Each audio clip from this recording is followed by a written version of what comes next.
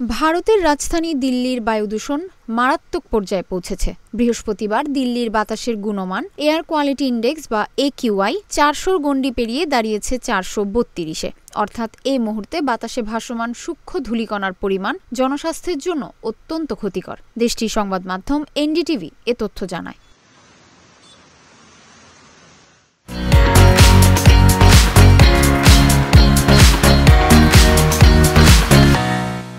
প্রতিবেদনে বলা হয়, বৃহস্পতিবার সকাল থেকে দিল্লি ও তার পার্শ্ববর্তী নয়ডা, গাজিয়াবাদ, গুরুগ্রাম ও ফরিদাবাদে ঘন ধোঁয়াশার স্তর দেখা গেছে। ফলে সেখানে নামতে পারেনি অনেক ফ্লাইট। সকাল 5:30টায় পাঞ্জাবের অমৃতসর এবং পাঠানকোট বিমানবন্দরে শূন্য দৃশ্যমানতার কথা জানিয়েছে কর্তৃপক্ষ। এছাড়া সকাল 7টায় উত্তরপ্রদেশের গোরখপুর বিমানবন্দরে দৃশ্যমানতা শূন্যে নেমে আসে। ইন্ডিগো তাদের সোশ্যাল মিডিয়া এক্সে এক পোস্ট করে যাত্রীদের ধৈর্য রাখার জন্য অনুরোধ করেছে, কারণ কিছু ফ্লাইট কুয়াশার কারণে বিলম্বিত হতে পারে। গত 24 ঘন্টার দিল্লির বায়ু দূষণে প্রত্যক্ষ করা হয়েছে 36টির মধ্যে 30টি পর্যবেক্ষণ কেন্দ্রের মধ্যে বায়ুর গুণমান সূচকের গুরুতর পর্যায়ে রয়েছে। দিল্লি থেকে 250 কিলোমিটার দূরে চণ্ডীগড়েও বায়ুমানের সূচক 415-তে এসেছে, যা গুরুতর মারাত্মক।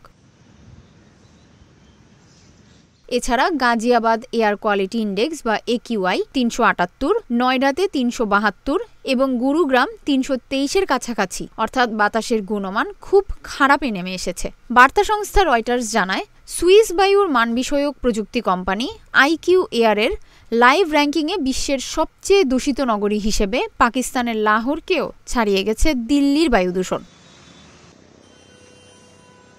বাতাসের মান নির্ভর করে ভাসমান সূক্ষ্ম ধূলিকণার পরিমাণ PM10 এবং অতিসূক্ষ্ম ধূলিকণার পরিমাণ বা PM2.5-এর ওপর, যা পরিমাপ করা হয় প্রতি ঘনমিটারে মাইক্রোগ্রাম এককে। দূষণের মাত্রা বুঝতে PM2.5, PM10 ছাড়াও sulphur dioxide, carbon monoxide, nitrogen dioxide ও গ্রাউন্ড লেভেলে ওজোনে সৃষ্ট বায়ুদূষণ বিবেচনা করে তৈরি করা হয় এয়ার কোয়ালিটি ইন্ডেক্স বা AQI।